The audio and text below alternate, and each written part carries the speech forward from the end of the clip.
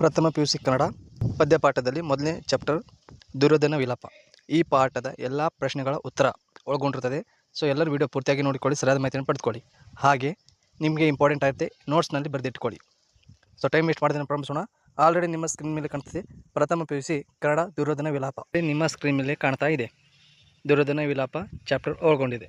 Direct ಪ್ರಶ್ನೆಗಳ ಉತ್ತರ ನೋಡಿಕೊಳ್ಳೋಣ. ಒಂದು ವಾಕ್ಯದಲ್ಲಿ ಉತ್ತರಿಸಿ. ಕುರುಪತಿ ರಣರಂಗದಲ್ಲಿ ಏನೇನು ಮೆಟ್ಟಿ ನಡೆದನು?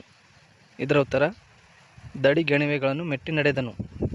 ರಣರಂಗದಲ್ಲಿ ಸಾಗುವಾಗ ದುರ್ಯೋಧನ ಯಾರ ನೆರವನ್ನು ಅವಲಂಬಿಸಿದನು? ಇದರ ಉತ್ತರ ಸಂಜಯನ ನೆರವನ್ನು ಅವಲಂಬಿಸಿದನು. ಕನಕಪಾಣಿ ಎಂದರೆ ಯಾರು? ಇದರ ಉತ್ತರ ಶಿವ. ಚಕ್ರವ್ಯೂಹವನ್ನು ರಚಿಸಿದವರು ಯಾರು? ಇದರ ಉತ್ತರ ದ್ರೋಣಾಚಾರ್ಯ. ತಂದೆಗೆ ಜಲಾಂಜಲಿಯನ್ನು ಯಾರು ಕೊಡಬೇಕು? ಇದರ ಉತ್ತರ ಮಗ. ದೀವಜ್ಞಾನಿ ಎಂದು ಯಾರನ್ನು ಕರೆಯಲಾಗಿದೆ? ಇದು ಕೂಡ ಇಂಪಾರ್ಟೆಂಟ್ ಪ್ರಶ್ನೆ ಆಗಿರುತ್ತದೆ. ಇದರ ಉತ್ತರ ಸಹದೇವನ್ನು ಕರೆಯಲಾಗಿದೆ. ಅಂಗಾಧಿಪತಿ ಯಾರು? ಇದರ ಉತ್ತರ ಕರ್ಣ. ಹರಿಯುವ ಕರ್ಣನಿಂದ ಬೇಡಿದ್ದೇನು? ಇದರ ಉತ್ತರ ಕವಚ. 3 ವಾಕ್ಯಗಳಲ್ಲಿ ಉತ್ತರಿಸಿ ಅಂತಿದೆ. ಮೊದಲನೇ ಪ್ರಶ್ನೆ, ರಣರಂಗದಲ್ಲಿ ಬಿದ್ದ ಅಭಿಮನ್ಯುವಿನ ಕಳೆಬರ ಯಾವ ರೀತಿ ಕಾಣುತ್ತಿತ್ತು? ಇದರ ಉತ್ತರ ಅರೆತೆರೆದು ಮುಚ್ಚಿದ ರೆಪ್ಪೆಗಳು, ತುಂಡಾಗಿದ್ದ ಬಿದ್ದ ಕೈಗಳು, ಕಚ್ಚಿದ ಕಳೆ ತುಟಿ ಬಾಣಗಳಿಂದ ಜರಿತವಾಗಿ ರಕ್ತ ಸಮುದ್ರದಲ್ಲಿ ಅದ್ದಿದ್ದಂತೆ ರಣರಂಗದಲ್ಲಿ ಅಭಿಮನ್ಯು ಬಿದ್ದಿದ್ದನು. ಎರಡನೇ ಪ್ರಶ್ನೆ, ದುರ್ಯೋಧನ ತನ್ನ ಮಗ ಶವವನ್ನು ಕಂಡು ಹೇಗೆ ವ್ಯಕ್ತಪಡುತ್ತಾನೆ? ಸೊ ಇಲ್ಲಿ ಉತ್ತರ ಕೂಡ ನೋಡ್ಬೋದು. ದುರ್ಯೋಧನ ತನ್ನ ಮಗ ಶವವನ್ನು ಕಂಡು ಮಗನಾದವನು ತನ್ನ ತಂದೆಗೆ ತರ್ಪಣ ಬಿಡುವುದು ಕ್ರಮ, ಆದರೆ ಇಲ್ಲಿ ನಾನೇ ನಿನ್ನ ತರ್ಪಣ ಬಿಡುವಂತಾಯಿತೆ ಎಂದು ವ್ಯಕ್ತಪಡಿಸುತ್ತಾನೆ. ದುಶ್ಯಾಸನು ಅಣ್ಣನಿಗೆ ತೋರಿದ ವಿನಯಶೀಲತೆ ಯಾವುದು?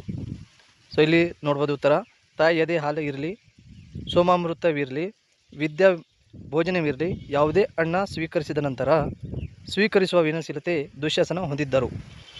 ಕರ್ಣ ಜನ್ಮರಹಸ್ಯವನ್ನು ಯಾರ್ಯಾರು ಅರಿತಿದ್ದರು? ಇದು ಪ್ರಶ್ನೆ ಕೂಡ ಇಂಪಾರ್ಟೆಂಟ್ ಆಗುತ್ತೆ.